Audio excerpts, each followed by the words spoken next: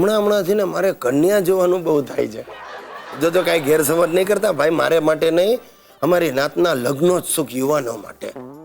પણ આ સાલું કામ બહુ અઘરું છે. આપણને કન્યા ગમી જાય એટલે આપણે હા પાડીએ, અને મુહૂર્તિયાને તરત ડાઉટ પડે કે આ પોતાને ગમી એટલે હા પાડે. એટલે હવે શું છે, મેં અભિપ્રાય આપવાનું જ બંધ કરી દીધું છે. અને આ તમને સાચું કહું ને તો સુશીલા સિવાયની બધી કન્યાઓ મને આજકાલ ગમી જ જાય છે. હશે પણ તોય સાસરિયામાં મારો માન બહુ છે. મારી સાસુ તો હંમેશા કે આ જુઓ, આપણી સુશીલાને તો ગિરીશ કુમારે જ પસંદ કરેલી ને, કેવા સુખી છે ગિરીશ કુમાર. અરે હું જાણું છું ભાઈ, આ મારી આ ઇમ્પ્રેશનને લીધે જ હમણાં અમારી સાસુએ મને મારા શાળા જયંતિ સાથે ધકેલ્યો. અરે દૂરનો શાળો, તે એને માટે છોકરી જવાનું હતું, તે હું ને જયંતિ ને એની બે બહેનો અમે છોકરીના ઘરે ગયા. હવે જયંતિ હાળો દેખાવમાં સાવ નબળો, અને એ દિવસે કોણ જાણે એણે કાંઈક ચોકડીવાળું પાટલું ને ખાખી કલરનું ખમીસ પહેર્યું, લગભગ ડોરકીપર જેવો જ લાગતો હતો. અને હું તો અમારે તૈયાર થઈને નીકળ્યો હતો. હવે છોકરીને ત્યાં જઈને અમે બધા સોફામાં બેઠા, એકબીજાની સામે જોયા કરીએ. થોડી વારે છોકરી હાથમાં પાણીની ટ્રે લઈને આવી, મારી સામે જોયું, આમ સ્માઈલ આપ્યું. હું મૂંઝાયો, જયંતિ મૂંઝાયો. હવે જેવું મને સ્માઈલ આપ્યું ને જયંતિનું ટેમ્પર ગયું. એણે ઊભા થઈને પાણીની ટ્રે ઉપર આમ તરાપ મારી. તે પાણીની આખી ટ્રે એના ઉપર જુંદી પડી, આખો જયંતિ પલળી ગયો. અને કન્યા રત્ન બગડ્યું. મને કે હવે જંગલીઓને સાથે શું કામ લાવો છો? મેં કહ્યું બેન, તમારી ગેરસમજ થાય છે. આ જંગલી માટે જ તમને જોવા આવ્યા છીએ. હું તો આમનો દૂરનો બનેવી છું. અને કન્યા રત્ન બગડીને અંદર દોડી ગયું. અરે એના મા બાપે આવીને મને દબડાવ્યો. કોઈ દિવસ આવા જંગલી જનાવરોને પાંજરાની બહાર નીકળતા નીકળો. અને હું ભીંજાયેલા જયંતિને ને એની બહેનોને લઈને ત્યાંથી રવાના થયો. બાપ દર્શકો, આજે હું તમને એક મસ્ત સમાચાર આપું. અમારે ત્યાં એક નવા જ્યોતિષીનો ઉદય થયો છે. નામ છે પપ્પુ ધધુ વિશ્વંભર સ્વામી. પપ્પુ ધધુ એટલે પરમ પૂજ્ય ધર્મ ધુરંધર.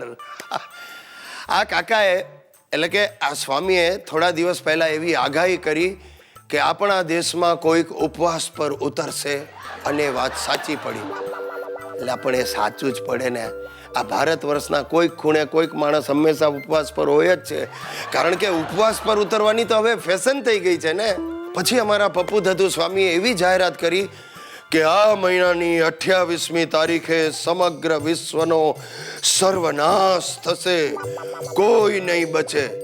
હવે સ્વામીએ તો બોલતા બોલી નાખ્યું, પણ આની કેવી આડઅસરો થશે એ વિચાર્યું નહીં. હવે આ સાંભળીને મારા દાદાજીને છાતીમાં દુખાવો ઉપડ્યો. બાપુજીને ચિત્તભ્રમ જેવું થઈ ગયું. ક્યાં જાય, શું બોલે, કાંઈ સમજ જ ન પડે. અરે દાદાજીએ તો તાબડતોબ નાનુભાઈ વકીલને તેડાવ્યા વિલ કરવા માટે. તે નાનુભાઈ આવીને પૂછ્યું, બોલો દાદાજી, શું મિલકત છે, કોને શું દેવું છે?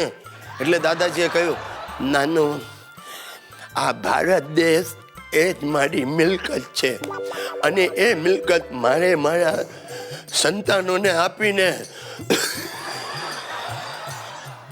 જવું છે. નાનુભાઈ ચમક્યા. છેવટે દાદાજીએ તાજમહાલ મને અને કુતુબ મિનાર મારા બાપુજીને આપવાનું ઠરાવ્યું. પાછું દાદાજીએ મને બેસાડીને કહ્યું, બેટા ગિરીશ, તાજમહાલ અને કુતુબ મિનાર આપણી રાષ્ટ્રીય સંપત્તિ છે, એટલે કે આપણી સંપત્તિ છે, એનું જતન કરજે. આ બાજુ બાપા લવારીએ ચડ્યા. એમણે આખો દેશ મને સાચવવાનું સોંપ્યું.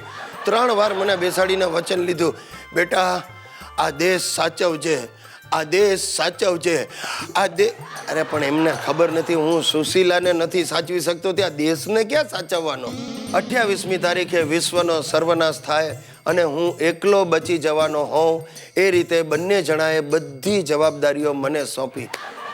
27મી તારીખે દાદાજીની ઈચ્છા પ્રમાણે ઘરમાં બદામનો શીરો બન્યો, અને બાપુજીની ઈચ્છા પ્રમાણે પૂરણપોળી બનાવી. એમાંથી એક પૂરણપોળી લઈને બાપુજી ગાયને ખવડાવવા ગયા. ત્યાં ગાયે એમને સિંગડું માર્યું, અને બાપુજીનું ગાય માટેનું માન ઘટી ગયું. છેવટે સાહેબ 28 તારીખ ગઈ, કાંઈ થયું નહીં, બધા બચી ગયા. અને એ રાત્રે અમે બધાએ બચી જવાની પાર્ટી કરી. પણ આખી વાતમાં પપ્પુ ધધુ ક્યાં ગાયબ થઈ ગયો એની કોઈને ખબર નથી.